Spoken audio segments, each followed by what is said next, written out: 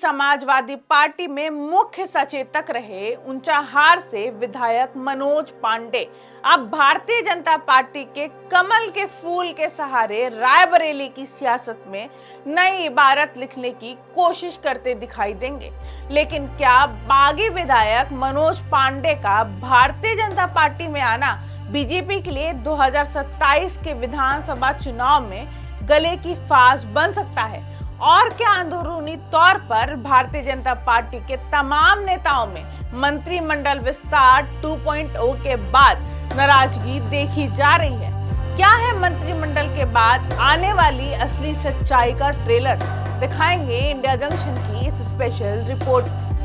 UP की सियासत में ब्राह्मण कार्ड और रायबरेली के चाणक्य कहे जाने वाले मनोज पांडे अब योगी सरकार में कैबिनेट मंत्री बन चुके हैं, लेकिन उनकी ये ग्रैंड एंट्री जितनी शानदार है उतनी ही कांटों भरी भी नजर आ रही है।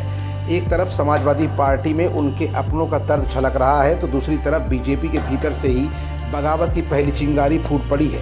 लेकिन इस चिंगारी का असर 2027 के विधानसभा चुनाव में क्या होगा?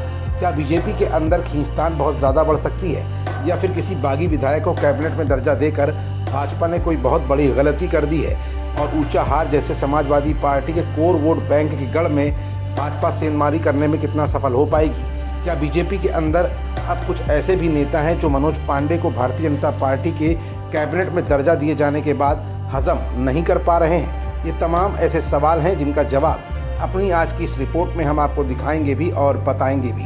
दरअसल योगी मंत्रिमंडल का विस्तार होते ही जिस चेहरे की सबसे ज़्यादा चर्चा हो रही है वो मनोज पांडे का चेहरा है। रायबरेली की ऊंचाहार सीट से लगातार जीत दर्ज करने वाले मनोज पांडे ने जब से सनातन और रामचरितमानस के सम्मान का हवाला देकर पाला बदला है तब से वो अखिलेश यादव के निशाने पर हैं। लेकिन अब मंत्री बनते ही उनके लिए अपनों के साथ साथ नयों से निपटना बड़ी चुनौती बन गया है। भले ही भारतीय जनता पार्टी ने ब्राह्मणों को सेट करने के लिए मनोज पांडे के चेहरे को आगे कर समाजवादी पार्टी को तगड़ा जवाब दिया हो, लेकिन खुद की पार्टी के भीतर के नेताओं को संतुष्ट करना बीजेपी के लिए आसान नहीं होगा।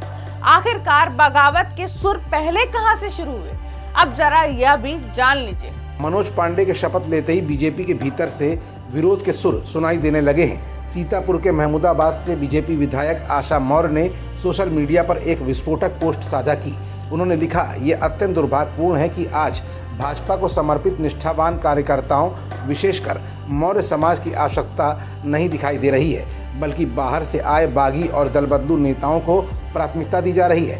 हालांकि बाद में उन्होंने पोस्ट एडिट कर दी, लेकिन इसने बीजेपी की सोशल इंजीनियरिंग और कार्यकर्ताओं की नाराजगी को जगजाहिर कर दिया है। मनोज पांडे के मंत्री बनने से रायबरेली की सियासत अब पूरी तरह से बदल गई है। तभी एक दूसरे के धुर विरोधी रहे अदिति के पिता पर मनोज के भाई की हत्या का आरोप था।